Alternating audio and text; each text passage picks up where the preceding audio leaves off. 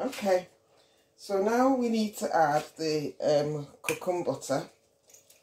Okay, this is what cucumber butter looks like. It's a very, sometimes some people say it's difficult to work with. I've not found it so, but you know, everybody has their own experience, and this is really good, a very good butter for moisturizing and promoting nice supple skin. So we need 6 of that. Just be careful because the weight will be different from its density. I mean, when I say the weight. Okay. Okay. You don't want to overdo it. Okay. If it's a little bit over, that's all right. It won't alter the recipe that much. And then next we need cocoa butter, which a lot of you know about cocoa butter. Cocoa butter is, again, a very good moisturizer. Very good for helping with hyperpigmentation, okay? And this is it's quite a hard butter. Look at how brittle it is. See? So that's natural, organic cocoa butter, okay? So I need 6 grams of this. So I'm going to take from I've got some smaller pieces in here. I'm going to take from there,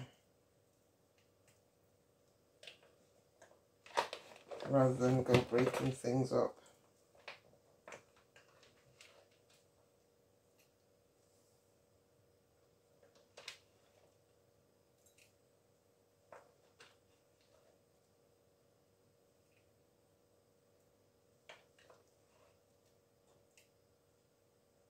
Okay, so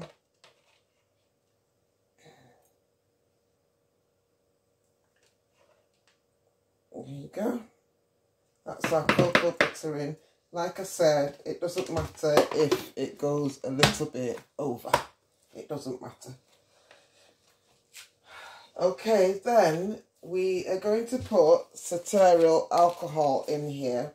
Now, cetearyl alcohol is similar to cetyl alcohol, and what they do is they provide a silky feel to the product that you're making, to your cream. They're like fatteners. They help to complement the emulsifier that you've put in there. So I love using all the cetyl and cetearyl alcohols in my formulations. So we need 6 grams of this. I work in grams, and all my recipes, my formulations are made up in percentages, which makes it very easy to scale up or down. You know, so this same recipe that I've got here, I can use it to make a 1,000 gram batch. I can use it to make a 10 gram batch. You see? So that's why it's important to formulate in percentages and not in tablespoons and teaspoons. Okay, so the next thing that we have got is propanediol decapsulate. Now, what does propanediol do? It's an emollient ester.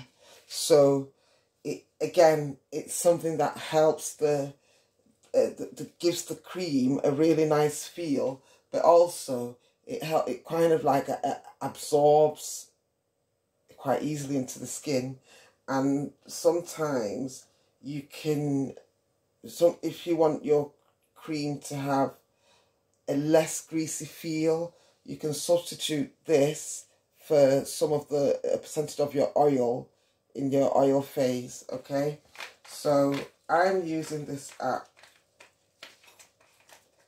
5%. Okay, so I'm just gonna want 10 ml in here, 10 grams.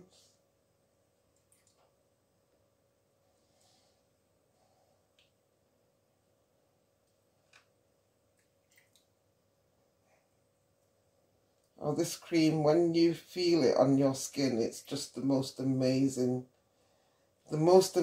cream you could actually think about. I'm telling you, that's why people buy it. You know, when you put this cream on, you only need to use it once in the day and your skin will still have the amazing shine of somebody who's just put cream on. Ask the people who use it if you don't believe me. It's full of moisture, so much humectants in here, and you'll get to see that as when we do the water phase. Then you'll see all the actives that go into this, and then you'll understand, yeah, why it is what it is. So now we're going to use an ingredient called betaine. Now, betaine is like a humectant. Again, this cream is all about moisture. So this betaine here helps to produce that moisture. It also, you know, if you have something in your cream that can cause discoloration, like say, so for instance, you've got like certain actives like kojic acid can cause discoloration, then you can use betaine and it will help to balance it out. Also, like if you use something like vanilla, anything that would cause a reaction, betaine would help to balance it out. So we're only going to need a small amount, 5 grams.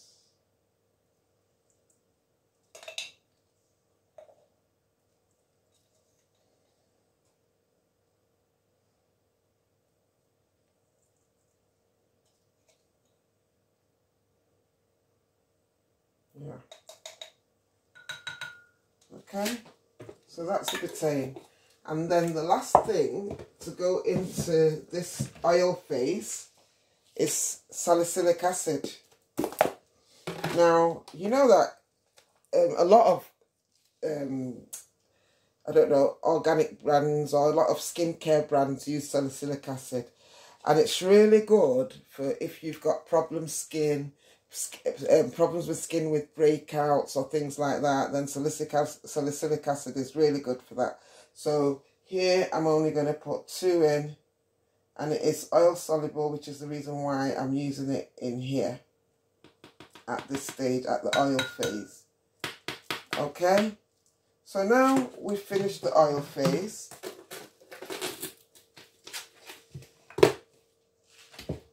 Yeah, so this is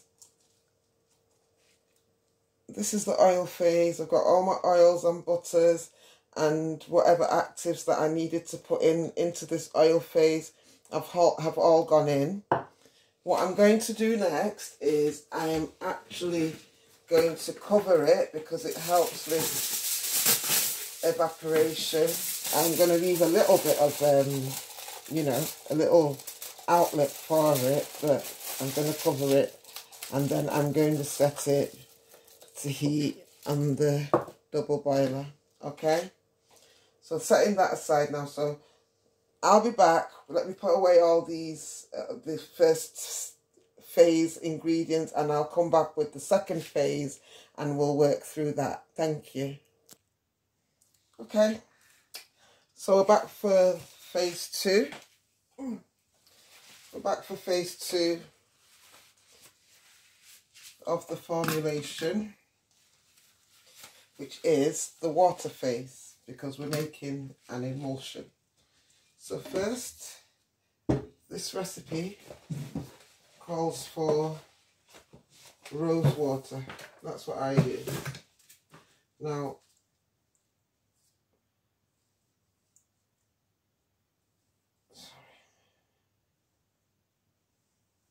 the benefits of rose water.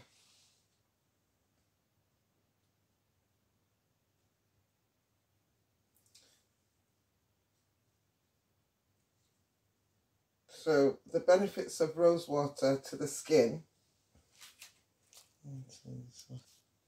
So the first thing we're going to put in here is rose water. Now, rosewater has the benefit of soothing skin irritation. It helps to reduce redness in the skin. It fights infections. It's hydrating. It's anti-aging. So again, you'd understand why when you feel this cream, what makes it that way. Sorry, I'm opening it. I should have opened it beforehand, but never mind. Okay, so we want 73 grams of rose water.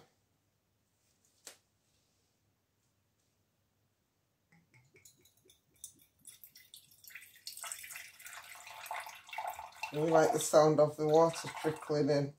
Some people will say it makes them want to go to the toilet. That's funny.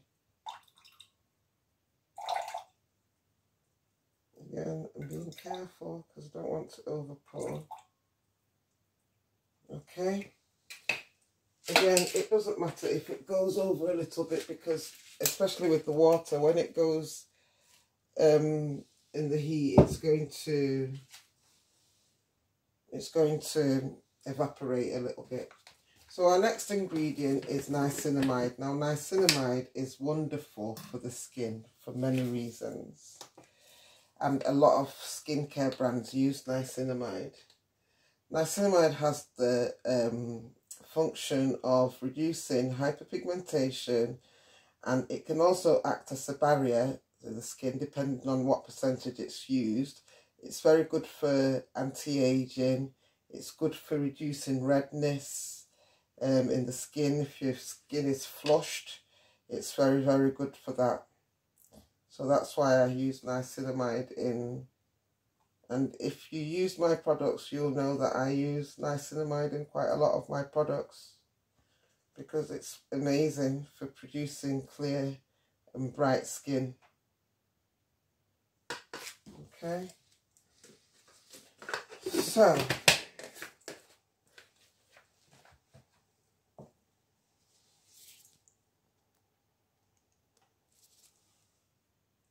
So our next ingredient is lactic acid. Now, lactic acid is an exfoliating alpha hydroxy acid, and it helps to promote the shedding of dead skin cells. Okay, so, and how does it do that? It does that by gently eliminating the buildup of the dead cells, which will then help to soften and smooth your skin and improve the overall texture. So again, that's why I use it in this formulation. So we are putting some lactic acid in here.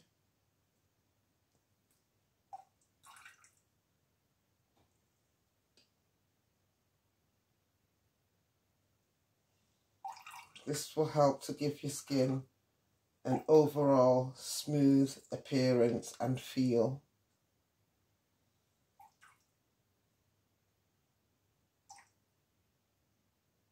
Okay. Now, oh, and I've not brought it. Just bear with me 1 second. So the next thing we're going to add is sodium lactate. Now, sodium lactate it boosts moisture in the skin. So it's got the ability to bind moisture, and it increases the water content of the skin and makes sure that the skin feels soft and less wrinkled. Now, who doesn't want that? Everybody wants their skin to feel soft and less wrinkled. So again, this is the reason why I'm exposing all my secrets to you. I'm exposing all my secrets to you, because transparency is a very good thing. If you see how I'm making the creams that you buy, then you probably have more trust, won't you? Now, the next ingredient, all of these really that we're doing in this phase 2, is basically all the actives that go into making this cream. So now we're going to use papaya extract, and this helps to nourish the skin. It slows the aging process. It increases moisture in the skin. So that's why we're going to use papaya extract. And this one that I'm using here is a combination of papaya fruit and papaya leaf. Okay. So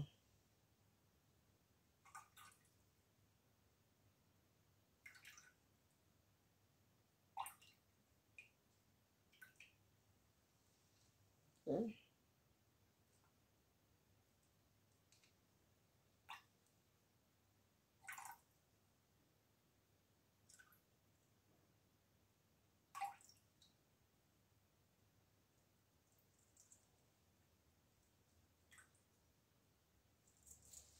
Okay, and then we're going to put some glycerin in. Now, glycerin is very good. It's a humectant, and if you want moisture in your life, then glycerin is what you need in this cream. That helps to maintain that moisture that I was talking about, that when you put this cream on once in the day, your skin is still moisturized. This is part of it. All these things that I'm putting in here at this point is what makes that happen.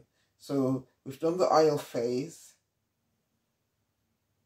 We've done the oil phase, which gives us that moisture, but now we're looking at hydration, and we're looking at the actives that would actually help to deal with the hyperpigmentation.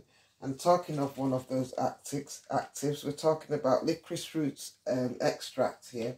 Now, licorice root is really, really good because it contains a compound which helps to tackle hyperpigmentation. I know it's a dark liquid, as you can see, but it is very, very, very effective in tackling hyperpigmentation. Okay, so we've got that in there. Then panthenol D. Panthenol is really, really good. You know, you use panthenol in hair products. We use it in skincare products. And what this panthenol does is, again, promotes moisture, promotes softness, you know, of your skin.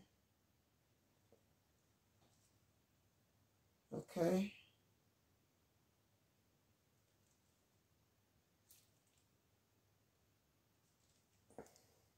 I think what we'll do is we'll put this panthenol in at 40 degrees. So we're gonna heat that, and the panthenol is going to be part of our phase 3. Okay, so now we've got all the ingredients in. So this is our water phase. Yeah, this is the water phase. And that's the oil phase. So now I'm going to put these two in on the double boiler and let it melt and heat up to the right temperature before I come back and mix it. Okay, so that's what we're going to do. So I'll see you back here when this is all heated up. Okay.